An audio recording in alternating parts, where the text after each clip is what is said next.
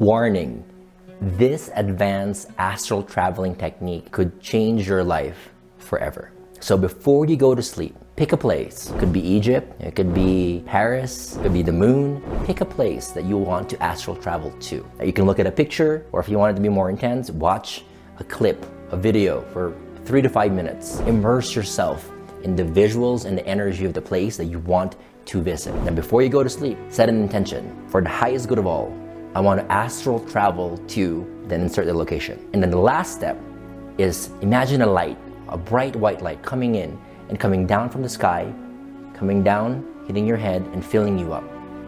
And then follow that light up as far and as high as it can go, beyond your city, and beyond your country, beyond the earth, and follow it all the way up until you're at the furthest possible place. And when you're there, just bask in, fall asleep to that energy, and watch yourself astral travel that same night.